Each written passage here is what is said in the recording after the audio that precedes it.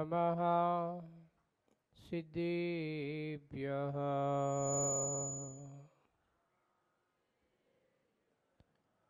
नमो वरिहन्ताणम्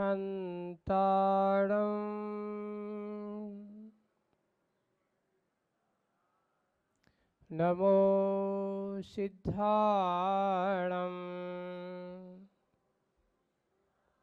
बिल्कुल आवाज़ नहीं आ रही लगता है। धनलक्ष्मी वाले बिल्कुल बैटरी चार्ज जैसी है ही नहीं है। नमो आयरीयाणम्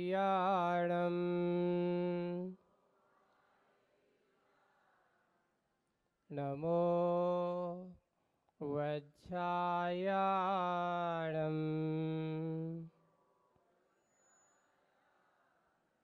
नमो लोये सव्यसाहूणम्।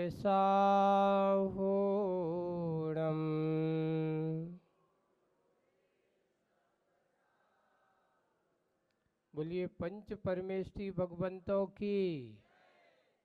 शासन नायक भगवान महावीर स्वामी की। मूल नायक देवादिदेव 1008 श्री शांतिनाथ भगवान की।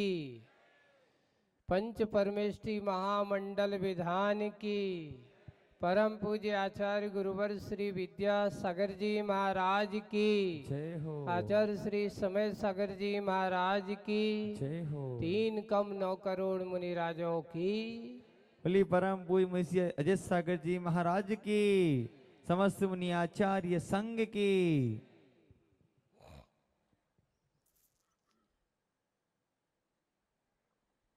ये बताओ, कोई भी हम शुभ कार्य करते हैं, शुभ कार्य के पहले मंगलाचरण करते हैं। मंगलाचरण करते तो मंगलाचरण करने का उद्देश्य क्या है?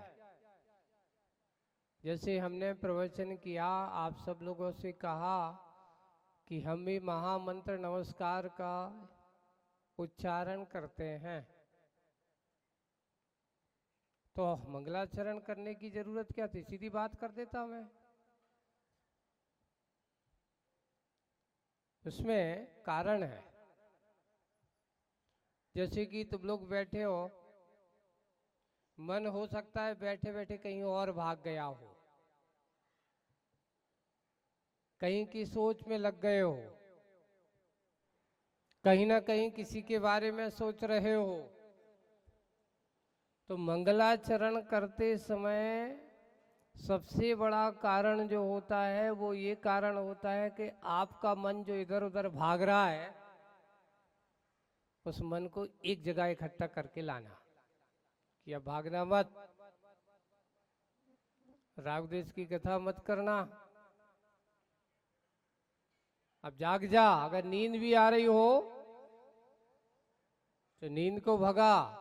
मंगलाचरण के काम ये है, यानी मन के मलिनता को धोने का जो काम किया जाए उसका नाम मंगलाचरण है,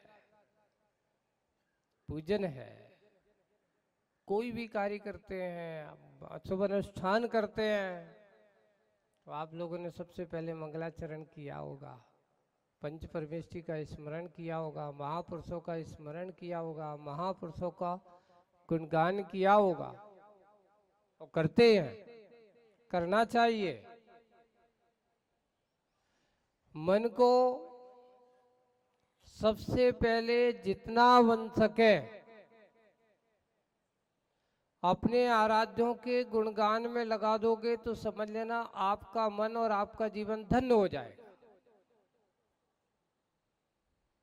और मन को विषय भोगों में लगा दोगे तो धन भी जाएगा, धर्म भी जाएगा। देखो, विषय भोगों में मन लगता है तो कितनी हानि होती है, और मन जब धर्म के कार्यों और मंगल कार्यों में लगता है तो कितने फायदा होता है। सबसे पहले जब मन आपका विषय भोगों में लगता है तो सबसे पहले धन बर्बाद भी होता है, धर्म बर्बाद होता है, पाप का संचय होता है। और चौथा कारण एक और है कि मन में विशेष रूप से दूसरों के प्रति राग द्वेष की कथा भी होती है। 4 कारण हो गए। और जब हमारा मन भगवान की आराधना, पंच परमेष्ठी की आराधना में लग जाए,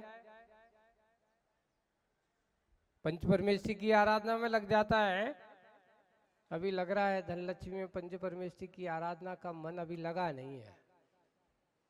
सब धनलक्ष्मी में जुटे हैं। अभी कहाँ, हमें तो लग रहा है जो जितने रिटायर्ड हैं वे सब इतने बैठे हैं, जो काम के हैं वे सब घर बैठे हैं। क्या है, सब पेंशनर बैठे, क्या रिटायर्ड मैन है, युवा, नए, बड़े बुजुर्ग है। आप लोगों देखो 2-5 दिन का समय मिलता है पाप के कार्यों के लिए, तो 365 दिन आपके पास हैं। 365 में आज ये तुम्हारे पास धनलक्ष्मी वालों को 5 दिन साल में, अब अगली बार होगा जब देखा जाएगा, ये 5 दिन है। कितने दिन है आपके पास? आज 17 तारीख है और 21 तारीख अभी पास में ही है, ज्यादा दूर नहीं है।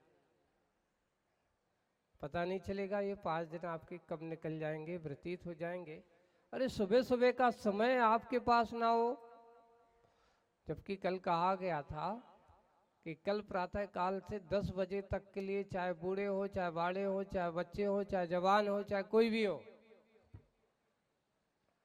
5 दिन हम अच्छे भक्ति भाव के साथ, धोती दुपट्टा में भक्ति भाव के साथ, कम से कम पंच परमेष्ठी की आराधना करने का समय है हमारे पास है। दिख रहे हैं युवा वर्ग तो एक नहीं दिख रहा है यहाँ, सब दिख रहे हैं 60 साल के, 2-4 दिख रहे हैं, बाकी सब 60 साल से ऊपर दिख रहे हैं हमें तो, सब सीनियर सिटीजन है ना। आपको ये बताओ, अपने धर्म को तुम बूढ़ा बनाना चाहते हो जवान, क्या करना चाहते हो? कहा है, लिखा है कि अगर एक व्यक्ति धर्म की, जवान व्यक्ति धर्म की आराधना करता है, धर्म के प्रति उसकी छत्र छाव में बैठता है, तो उसका धर्म भी जवान होता है। और बूढ़ा व्यक्ति बैठता है तो बूढ़े व्यक्ति, तो ऐसा नहीं कि वो काम कर रहा है, वो कर रहा है अपना काम, कर रहा है अपना कल्याण कर रहा है, लेकिन अपने धर्म को मात बूढ़ों की जवानी नहीं बनाओ, बूढ़ों के लिए नहीं कर कहानी मत बनाओ। वर्तमान में आज हमें अपने जवानों को धर्म की कमान समझने की जरूरत है। और वो कैसे होगी, किस रूप में होगी? साधु समागम मिलता है, अब लोगों का आना यहाँ हुआ है, और सब लोग देखिए, जीवन का कोई भरोसा नहीं है। आज है, अभी जैसे कि करुणा भैया कह रहे थे, भैया मैं तो 65 साल का हो गया हूँ, है ना, अब आगे का कोई भरोसा है ही नहीं है। देखिए धर्मात्मा के भाव यही होते हैं कि वो अपना धर्म के बारे में निश्चित है, त्यागी वृत्ति जो है वो अपना कल्याण करता है, लेकिन कोई काम ऐसा होता है तो उसमें यही कि कल्याण की भावना उसकी समाई हुआ करती है। आचार्य भगवान हम लोगों से कहते थे कि देखो भाई, मैंने अपना जीवन काल एक बार नहीं कई बार, जब जब कहीं होता था, कोई ऐसा प्रसंग चलता था, तो पूज्य आचार्य भगवान कहते कि भैया बहु अहो भाग्य है कि 50-55 साल मेरे संयम के साथ व्यतीत हो गए। ये गुरु जी की भावना कि मेरा अहोभाग्य पुण्योदय है कि मैंने अपने जीवन काल में पूरे संयम के साथ 50-55 साल, क्योंकि इस शरीर ने साथ दे दिया, इस शरीर ने मेरा साथ दे दिया कि यहाँ तक उसने मेरी धर्म आराधना में, साधना में इसने सहयोग कर दिया। आप लोगों को भी ये सोचना चाहिए, ऐसा विचार करना चाहिए कि मैंने इस शरीर का पाप के उदय में, पाप के कार्यों में कितना उपयोग किया है। और मैंने इस शरीर के पुण्य के कार्यों में कितना उपयोग किया है। 5 पापों की आराधना में तो मैंने ना जाने सबसे ज्यादा समय निकाला होगा, लेकिन पंच परमेष्टि की आराधना में मेरा समय कुछ ही निकला है, कुछ समय ही निकला है। अब पापों की आराधना से बचना है कि पाप की आराधना में लगना है। आज का ये पहला दिन है, विधान का पहला दिन है। कल तो मंगलाचरण हुआ था, ध्वजारोहण से, पात्र चयन से पात्र अच्छे बन गए हैं। ये मत सोचना ना कि पात्र कितने छोटे होते हैं। देखो, पात्र कोई छोटा नहीं होता, परिणाम छोटे बड़े हो सकते हैं, पर पात्र कभी छोटा बड़ा नहीं हो सकता। बस अंतर इतना है कि अपने परिणामों में विशुद्धता जितनी जितनी बढ़ती चली जाएगी, उतने उतने आपके अंदर की उसे धर्म भावना भी जागती चली जाएगी। जगाओ, किसको जगाओ? लोग आकर के कहते हैं किसको जगाना है? राग देश को के वीतराग परिणाम को? कौन को जगाना है? दोनों जागते हैं। अंतर इतना है कि जिस समय वीतरागी की शरण में तुम बैठते हो, वीतरागी मुनिराजों की चरण में तुम बैठते हो, उस समय तुम्हारे परिणाम राग के सुप्त हो जाते हैं, वीतरागता के परिणाम जाग जाते हैं। उनको जगाओ। राग देश की कथा बहुत हो गई। पहले पुराने एक भजन था, पर घर फिरत बहुत दिन बीते, नाम अनेक धराए, हम तो कबहू न निज घर आए। क्या लिखा? कितने घर फिरे? पर घर फिरत बहुत दिन बीते। ये तुम्हारा जो घर है, जिसे तुम मान रहे हो ये मेरा घर, एक दिन वही घर कहेगा ना तेरा है, वे तो मैं जहाँ का हूँ वहीं का हूँ। तू कह के भलाई जीवन पूरा कर जाएगा, मैं आज तक कभी तेरा होने वाला। मानसिकता हमारी मान बैठे हो कि ये मेरा घर, लेकिन जिस दिन आयु कर्म पूरा होता है तो वो कहता तुम्हारे साथ जाने वाला है कोई? वो घर कहता है न मैं तेरा कभी हुआ हूं, न कभी होगा, न कभी होने वाला। इसलिए वह हमेशा पर घर फिरत बहुत दिन बीते। अब बहुत की संख्या कितनी है इसकी कोई सीमा नहीं होती। बहुत बहुत की सीमा क्या है? आपसे पूछा जाए अनधिकाल हो गया, पर घर फिरत फिरत बहुत दिन बीते। अनादिकाल से भटक रहे हो। कब तक भटकने का प्लान है? कोई पता नहीं महाराज। एक ज्ञानी होता है और एक अज्ञानी होता है। ज्ञानी जो होता है वो तो निश्चित करता है कि अब मुझे ज्यादा समय नहीं घूमना। अगर अपने जीवन काल में जिसने एक बार अगर अच्छे से महाव्रतों को धारण कर लिया और महाव्रतों के साथ अगर उसने अपना जीवन का समाधि मरण के साथ उत्तम महाव्रतों के साथ जीवन का उपसंहार कर लिया, तो लिखा है ज्यादा से ज्यादा 7-8 भव। कितने भव? एक मर्यादा है उसकी जीवन, ज्यादा से ज्यादा वो संसार में भ्रमण करेगा तो कितना? 7-8 भव। यानी इतने भव में नियम से वह मोक्ष जाएगा। संयम के साथ रहने वाले के लिए कहा। और जो असंयम के साथ जीवन के बारे से पूछो, उससे पूछो कि घर के इस मोह माया जाल में मरने वालों को उनका जीवन कितना है? उनके कोई पथियार नहीं है। बड़ा चाहिए कि छोटा चाहिए? संसार हमारा बड़ा। आज ये हो रहा है हम बड़े परिवार के चक्कर में अपना परिवार, अपना पाप परिग्रह बढ़ाते चले जाते हैं और उसी को आनंद का कारण बना रहते हैं।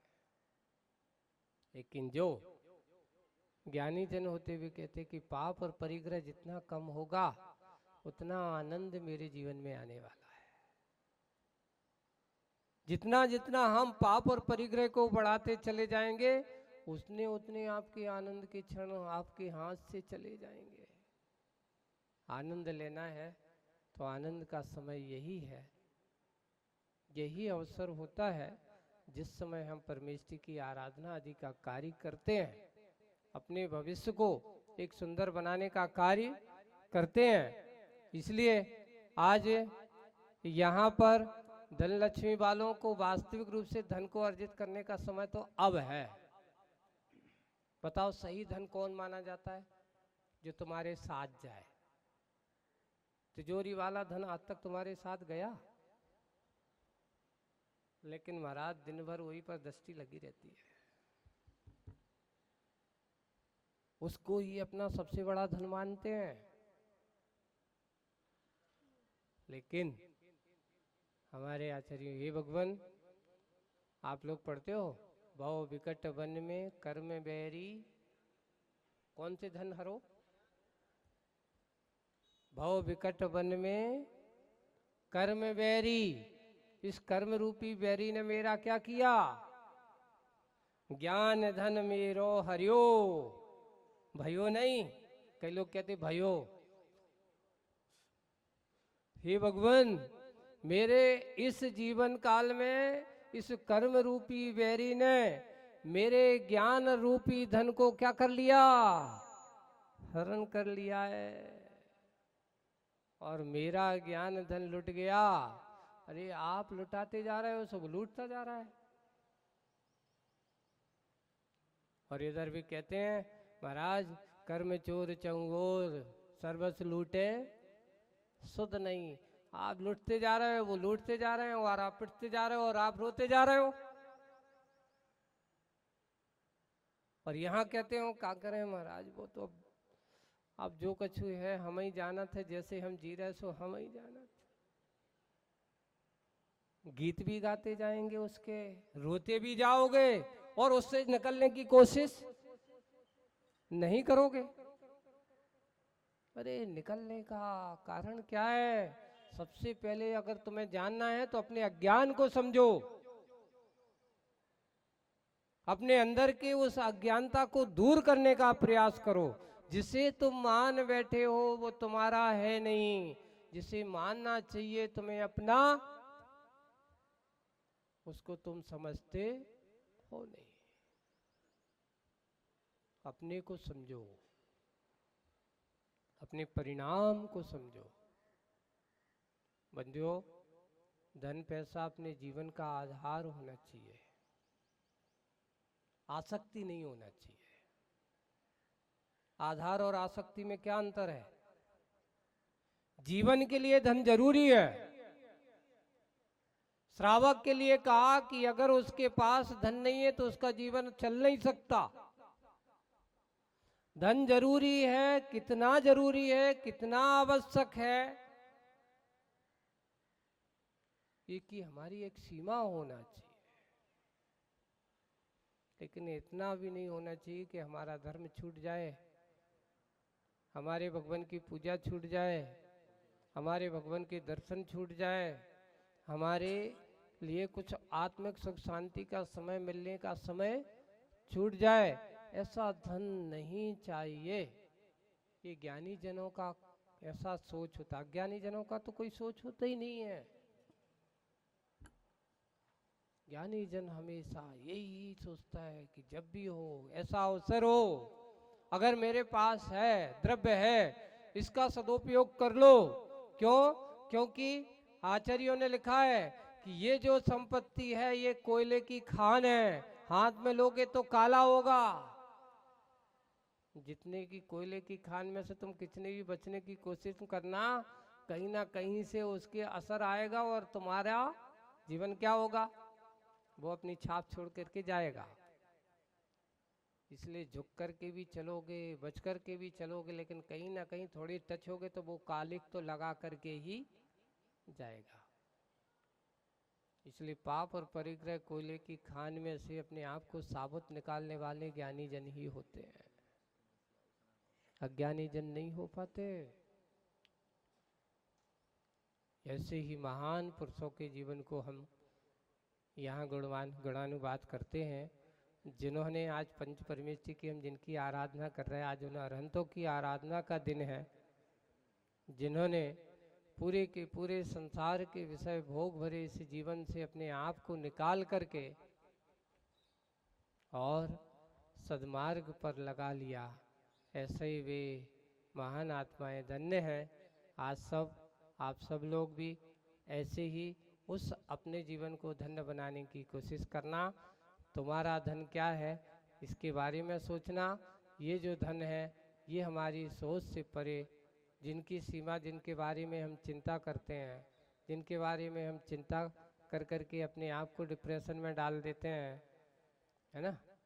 अब उस चिंता से परे होकर के निश्चिंत होने का समय अगर है तो आप अपने ज्ञान धन को पूर्णता बनाने की कोशिश करो। अज्ञान धन को नहीं, बाहर के धन को नहीं, भगवान के गुण रूपी संपत्ति की आराधना करना, उससे ही तुम्हारे लिए सुख शांति। मुझे भरोसा है कि आज नहीं कल हमें कल जवान लोग दिखेंगे, है ना। देखता हूँ कल का दिन आता है, अगर नहीं है तो फिर मैं कहूँगा कि वास्तव में धन लक्ष्मी तो है पर यहाँ धन की नहीं, ये तो काय के पूरे जड़ धन के लोभी है, चेतन धन के लोभी है ही नहीं हो।